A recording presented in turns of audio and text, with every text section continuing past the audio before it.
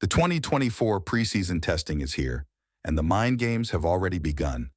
Mercedes have shown a very interesting pattern of choices for the first day.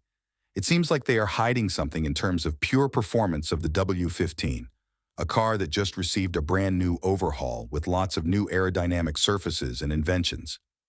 Is Mercedes on the brink of discovering something new? And more importantly, would that be enough to challenge RedBull, who have expressed unusual optimism after the car's first outing in Bahrain? The first testing day was filled with mixed feelings for Mercedes, but what is very interesting is that the team gave a lot of props to the aerodynamicists back in Brackley. This is very important because the car that was driven by Russell in both sessions completed a total of 121 laps, and none of them was a quick qualifying one. What Mercedes was vastly focusing on is the race pace of the car, which is very important throughout the course of the season. The team would love to have a car that acts extremely strong in the main event on Sunday, something they lacked severely in the past couple of seasons. Obviously, when a situation like this happens, the theory of sandbagging always appears as a possibility.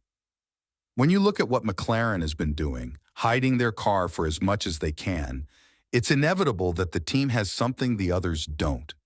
In Mercedes's case, that's the front wing, which has been dubbed as one of the greatest inventions in 2024.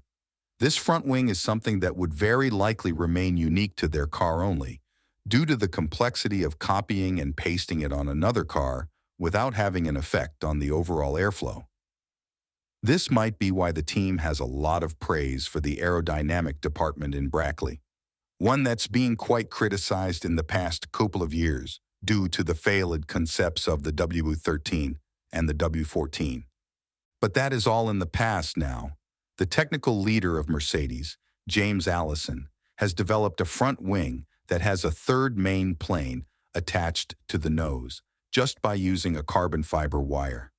This is a very clever and intelligent interpretation of the rules that allows the car to somewhat recreate the W15 vortex from the front wing. This is extremely important because this particular vortex was banned by the new regulations, by dictating the teams to have all of the main planes attached to the nose. The only thing that the FIA didn't specify is how they should be attached, which is what Mercedes has been working on in the past couple of months. When talking about the biggest and most important aspects of Mercedes in the period that just passed away, John Owens said that the biggest hats off should be given to the aero team of Mercedes.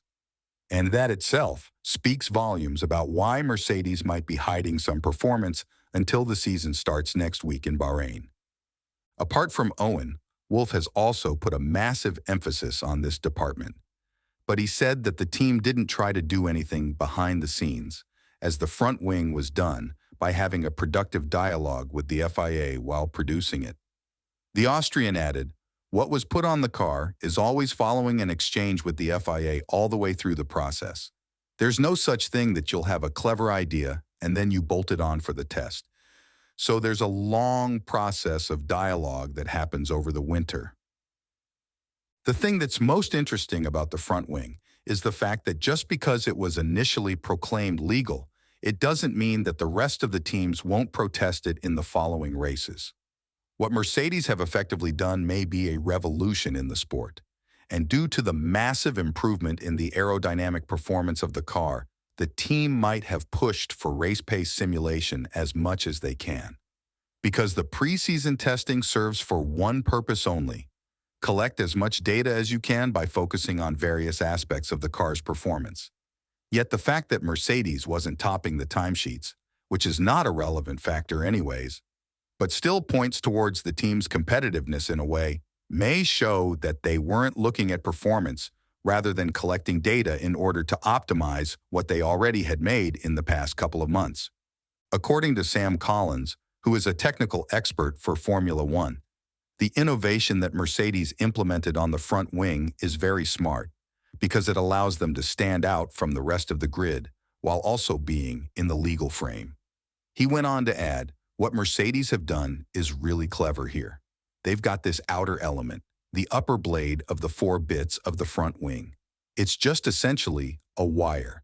It's only there to meet the regulations saying that all the blades and elements have to be continuous all of the way through the entire front wing structure, without gaps or limitations or slots that we used to see. Mercedes decided they want us to have an old front wing. Looking at the Sabre, the upper element, the top blade of the front wing, that's what everyone thought the rules should be. But if you look at the outer end, there's just a tiny bit of a linkage at the end plate. That little black section keeps that legal. Mercedes has taken that concept, flipped it on its head, and cut away that whole intersection of the front wing. It's something every team up and down the pit lane would be scurrying off into the wind tunnel to take a really close look at what the team is trying to do. It's not something you can just copy. It has a massive impact on all the rest of the car. Thanks to this design, Mercedes were also able to remodel the nose of the car. It's more compacted now, and it's perched on the second element of the front wing, rather than it being at the front of the main plane, which was the case up until the previous season. The front wing is the first aerodynamic surface that hits the air, along with the front tires. If you want to have solid airflow throughout the entire car, you'd have to hit it properly with these two elements. That's why the experts believe that this innovation will enable Mercedes to unlock more performance throughout the course of the 2024 season. Of course, some of the aerodynamic surfaces remain the same as the 2023 season, but with a huge opportunity to be altered according to the development path they will choose in this period.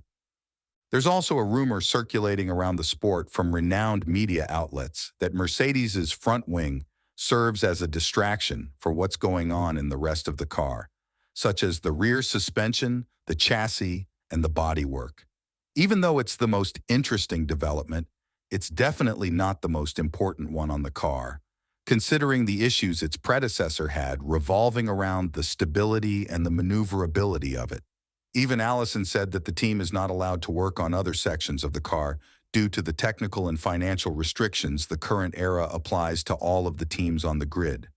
And when elaborating on this matter even further, the technical director of Mercedes said, "A new chassis and gearbox was standard for each year pre-budget cap. The latter usually forces you to choose, but there are teams like us who have opted to change both. There's no doubt that having a new outer casing of the gearbox and at the same time having a new chassis are two big projects that take a part of our financial means. This means that in other aspects of the car, we have not pushed as much development. This is extremely important because Mercedes have set their goals loud and clear before starting the session, catching up with Red Bull, and what could be one of the biggest steps the team's made after the past couple of seasons. But with the Austrian team choosing to chase a concept that the Brackley-based squad labeled as a failure, Mercedes could find themselves in a tricky situation if all of a sudden the zero pod of Red Bull turned out to be very competitive. On paper, it was the best possible solution in terms of generating downforce, but the issue with Mercedes was that it generated too much of it, and it effectively disrupted the airflow of the car. But with the new changes being made on the W15, such as the cockpit being moved at 100 min-miles rearwards, and allowing Hamilton to have a better feel with the rear of the car in this last season with Mercedes, the question remains, have Mercedes done enough to catch up with Red Bull again? This is very important because the cars that we are seeing right now and the developments that they will undergo during the course of the season will effectively be the ones that the teams will start the 2025 season with. So what does Wolff think about competing with Red Bull anytime soon? The realistic approach is still present in Mercedes's team principal, who went on to say that, unfortunately, there's no crystal ball when it comes to predicting when they could be again up at the front. However, the latest inventions revolving around the front wing, as well as the new design that reminds us a lot of the RB19, go to show that Mercedes might have finally learned a thing or two about how to properly build cars with well-functioning aerodynamic surfaces. The only thing they can hope for now is that Red Bull will meet the same issues as them in the past 2 years when it comes to extracting performance out of the troublesome zero-pod design of the car. So with this in mind, what do you think about the latest inventions of Mercedes? Let us know in the comments below.